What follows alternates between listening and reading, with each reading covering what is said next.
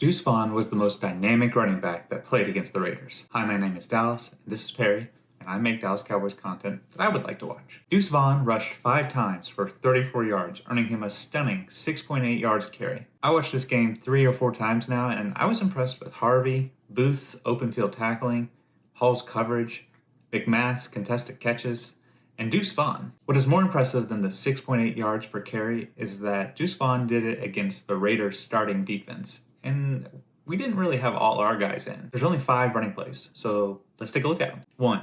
2nd and 3 in a single back, 2 tight end formation.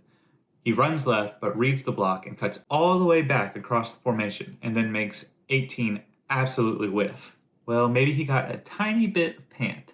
Anyways, he got the first down. 2. 2nd and 5, Deuce Vaughn gets the rock and is met with a wall and a diving defender. He breaks the tackle, sees the hole is filled by a linebacker, and heads toward the outside where he bulldozes 2 Raiders defenders at the line to gain. It was pretty impressive to see that little dude bulldoze 2 guys. 3.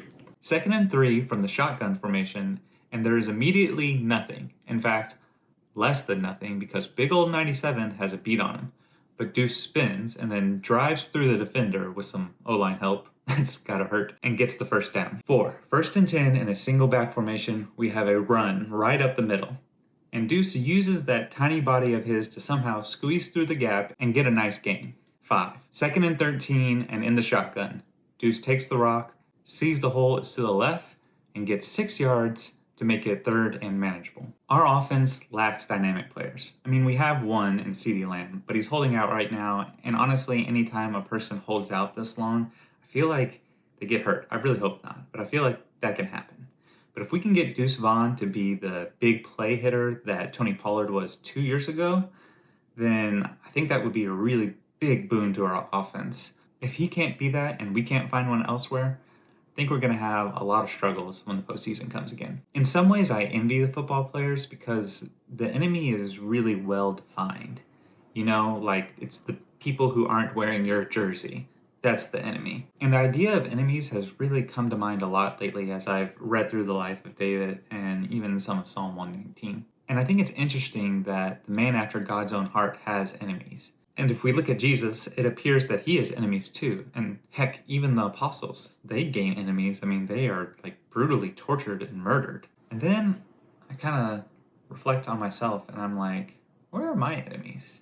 You know, I don't think I've had a real enemy since like middle school. And even then, he wasn't trying to kill me. Do you feel like you have an enemy? I've been reflecting on this for a couple of weeks now, and I'm beginning to wonder like maybe the reason I don't have an enemy is because I haven't been living boldly enough for Christ. I'm not saying Christians should go out and seek to find enemies, not at all. I was just thinking that if you really are all in living for Christ, then maybe enemies will find you. And then I was reading in 1 Kings 5 today, and Solomon finds himself in the season where he is without adversary. And what does he do? He builds the temple. I think that's instructive. And what were the apostles and Jesus doing that led to their torture and death?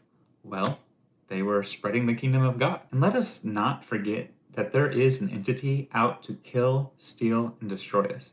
His name is Satan, and so we are never really without enemy.